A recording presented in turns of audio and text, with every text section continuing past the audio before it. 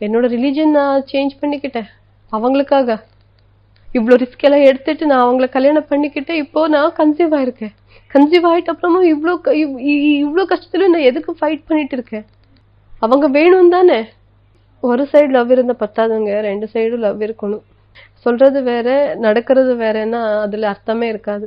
அவங்க பொண்டாட்டி குழந்தை வேணும்னு சொல்லிட்டு மீடியாக்கு முந்து சொல்ல வேண்டாம், என் முன்னாடி சொல்லட்டும். அட்லீஸ்ட் வா என் பேரண்ட்ஸ் கிட்ட போயிட்டு பேசலாம்னு சொல்லிட்டு அவங்க என்ன அங்கே ஊருக்கே கூட்டிட்டு போகலாம். இல்லை இப்போ எல்லாருக்கும் தெரிஞ்சிருக்குல்ல, சார்ட் அவுட் பண்ணல, நம்ம சார்ட் அவுட் பண்ணிக்கலான்னு.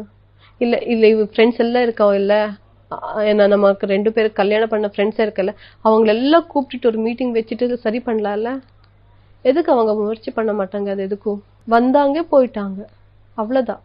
அவங்களுக்கு எல்லாம் இன்டர்வியூ கொடுக்குற டைமு கொஞ்சம் அவங்க வைஃபுக்கு ஒரு 1/2 hour கொடுத்துருந்தா இவ்வளோ பிரச்சனையே போயிருக்காது. ஒரு உமன் தான் வந்து இன்னொரு உமனுக்கு சப்போர்ட்டாக இருக்கணும். உங்கள் ஃப்ரெண்ட்ஸ் பல பேர் வந்து உங்களுக்கு வந்து இப்போ வரைக்கும் சப்போர்ட்டாக இருக்காங்க. பட் அன்ஃபார்ச்சுனேட்லி வந்து இப்போது ஹன்ஷிதா அப்படின்றவங்க வந்து உங்களுக்கு எதிராக அர்ணா கூட சேர்ந்துட்டு அவங்களோட அஃபேர் வந்து அது தாங்க முடியாமல் நீங்களும் வந்து டிப்ரெஷனுக்குள்ளானீங்க. ஸோ அதை பற்றி இப்போ எப்படி ஃபீல் பண்ணுறீங்க? அதை பற்றி ஃபீல் பண்ணுறது என்னங்க, எனக்கு அசிங்கமாகுது. அந்த பொண்ணு நினச்சாலே அசிங்கமாகுது, சீரியஸ்லி. இப்போ அந்த பொண்ணை பற்றி எனக்கு பேசுகிறதுக்கு இன்ட்ரெஸ்ட் இல்லை. இப்போ எனக்கு என்னோட லைஃப், என்னோட குழந்தையோட ஃப்யூச்சர் மட்டும் இம்பார்ட்டண்ட். எனக்கு நியாயம் வேணும்.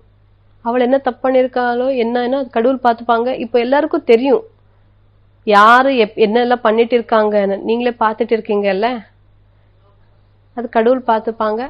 அப்புறம் இப்போது அதை பற்றியெல்லாம் யோசிக்கிறதுக்கு எனக்கு டைமும் இல்லை. இப்போது என்னோட ஃபேமிலி சரியாகணும், அவ்வளோதான். எனக்கு என்னோட ஃபேமிலி வேணும், என்னோட ஃபேமிலி நான் ஹாப்பியாக இருக்கணும், அவ்வளோதான். இப்போ இந்த 5 years ஆஃப் மேரேஜ் லைஃப் நீங்கள் அர்ணாவோட இருந்திருக்கீங்க இல்லையா? ஸோ இப்போ தான் வந்து அர்ணாவுக்கிட்ட இந்த மாதிரி ஒரு டெண்டன்சி பார்க்குறேன்ற மாதிரி சொல்கிறாரு. இதுக்கு முன்னாடி இந்த மாதிரி சுச்சுவேஷன் இருந்தீங்க இல்லையா? அவர் வந்து ஒரு ப்ளே பாய் அப்படின்ற மாதிரி சித்தரிக்கப்படுறாரு இல்லையா? அதை பற்றி அவரை பற்றி நான் முன்னாடி கொஞ்சம் தெரியும். ஆனால் எப்போ நம்ம 2 பேரும் நம்ம 2 பேரும் ரிலேஷன்ஷிப் ஸ்டார்ட் ஆயிடுச்சோ அப்போலேருந்து அவங்க எனக்கு ட்ரூவாக தான் இருந்தாங்க. ரொம்ப லவ் பண்ணிட்டு இருந்தாங்க, ரொம்ப கேர் பண்ணிட்டு இருந்தாங்க. நான் வர்றதுக்கு முன்னாடி அவங்க லைஃப்பில் ஒரு பொண்ணு இருந்தால் அது எனக்கு நல்லாவே தெரியும். அதுக்கப்புறமா நான் அவங்க லைஃபுக்கு போயிட்ட அப்புறமா நம்ம 2 பேரும் ரிலேஷன்ஷிப் அவங்க நம்ம 2 பேரும் லவ், அவங்க என்கிட்ட ட்ரூவாக இருந்தாங்கன்னு நினச்சிட்டு இருந்தேன். ரொம்ப கேர் பண்ணிட்டு இருந்தாங்க. இப்போதான் எல்லாம் தெரியுது. ஒருத்தர் சொல்லிட்டு இருக்கும்போதே நான் இந்த மாதிரி ஒரு பையன் கூட நான் வாழ்க்கையை நடத்திட்டு இருந்தேன். நான் ஷாக்கிங்காக இருக்கு. ஒரு சைடு ஒரு நியூஸ் கேட்கும்போது எனக்கு ஷாக்கிங்காக இருக்கு. இது நம்ம அந்த மலேசியன் பொண்ணுக்கிட்ட அமௌண்ட் கேட்டது அது ஒரு மாதிரியானா, இல்லை வேற பொண்ணு ப்ளே பாய் மாதிரி இருக்குல்ல, அது கேட்கும்போதே எனக்கு ஷாக்கிங்காக இருக்கு. நான் அவங்களோட லைஃப்ல இருக்கும்போதே அவங்க இப்படியெல்லாம் பண்ணிட்டு இருந்தாங்களா? ஆனால் இதெல்லாம் எனக்கு தெரியாமல் போயிடுச்சு. நான் நம்பிட்டு இருந்தேன். எனக்கு இப்போவும் அது நம்ப முடியல. நிறைய சைட்லேருந்து நிறைய நியூஸ் கேள்விப்பட்டுட்டு இருக்கேன் இப்போ எல்லாம். ஆனால் அவங்க எனக்கு காட்டின அன்பு, அந்த லவ், கேர் எல்லாம் நினைக்கும்போது அப்போ எந்த இதில் அவங்க என்ன அவ்வளோ எல்லாம் லவ் பண்ணாங்க அந்த மாதிரி எல்லாம் இருந்தா எனக்கு அது டைஜஸ்ட் பண்ணவே முடியல. இப்போ இது வந்து மீடியா சைட்லையும் சரி, பப்ளிக் சைட்லையும் சரி ஒரு கம்யூனிட்டி இஷ்யூவாக பார்க்கப்படுது. பட் பல பேருக்கு வந்து இது கம்யூனிட்டி இஷ்யூ கிடையாது. இது வந்து அணு சைட்லேருந்து நிறைய வந்து ப்ராப்ளம்ஸ் இருக்குது அப்படிங்கிறது வந்து திட்டவட்டமாக தெரியுது. ஸோ இது ஏன் இப்படி வந்து ஒரு பொலிட்டிக்கலாக ஒரு கம்யூனலாக அந்த மாதிரி வந்து ஒரு இஷ்யூவாக ரைஸ் ஆகுதுன்னு நீங்கள் நினைக்கிறீங்க? நான் என்னோட கஷ்டம் சொல்லும்போது நான் அந்த இன்டென்ஷன்லேயே சொல்லலை மேம். கம்யூனிட்டி இதில் போகுது, அந்த ரிலிஜன் பெரிய ஒரு இஷ்யூ ஆகுதுன்னு நான் என்னோட கஷ்டம் சொன்னேன். எனக்கு ஆனால் அநியாயம் சொன்னேன், அவ்வளோதான். எனக்கு அர்ணவ் என்னோட லைஃப்பில் என்ன பண்ணியிருக்காங்கன்னு உங்களுக்கு சொல்லியிருக்கேன். 5 years லவ் பண்ணியிருக்கேன். கல்யாணம் ஆகும்போது இப்படி ரிலிஜன் மாற்றிருக்காங்க, கல்யாணம் பண்ணிட்டாங்க. இப்போ நான் கன்சீவ் ஆகிட்டு என்ன விட்டிருக்காங்க. என்னோட கஷ்டம் உங்களுக்கு சொல்லிட்டேன்.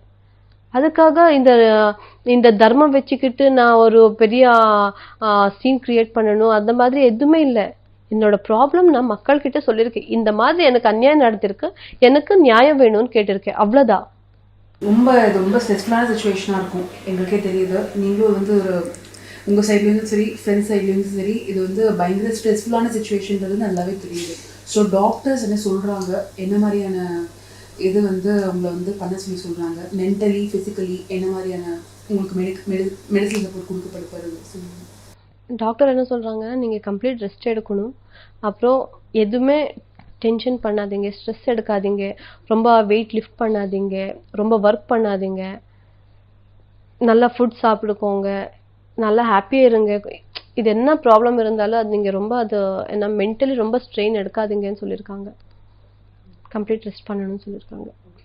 லாஸ்ட்டாக நீங்கள் வந்து மீடியாவுக்கு பப்ளிக்கு என்ன சொல்ல விருப்பப்படுறீங்க திவ்யா? இப்போ நிறைய பேருக்கு கன்ஃபியூஷன் இருக்கு, யார் சரி யார் தப்பு, ஏன்னா 2 பேரும் தப்பு பண்ணிட்டு இருக்காங்களே, 2 பேரும் சரி இருக்காங்களான்னு.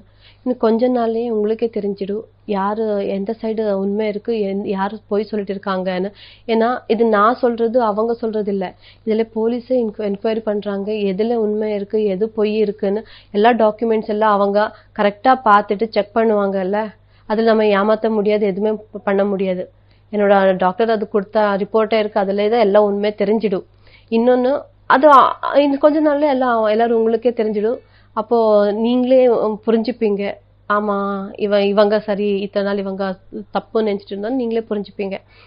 இன்னொன்னு என்ன சொல்லணும்னா, நான் தமிழ்நாடு சிஎம் சார் ரொம்ப தேங்க்ஸ் சொல்றேன். அவங்களுக்கு மனைவி செஞ்சதுனால தான் எனக்கு இப்போ தமிழ்நாடு விமென் கமிஷனர்லேருந்து எனக்கு ஹெல்ப் வந்திருக்காங்க.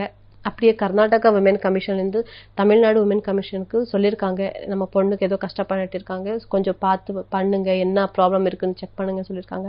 அவங்க எனக்காக வந்திருக்காங்க. எல்லா எனக்காக வந்திருக்காங்கன்னு சொல்லிட்டு நான் சரின்னு அவங்க சொல்லலை, பார்த்துருக்காங்க எது கரெக்டாக இருக்கு என்ன தப்பு இருக்குன்னு எல்லாம் அவங்க என்கொயரி பண்ணிட்டே என்கிட்ட பேசியிருக்காங்க.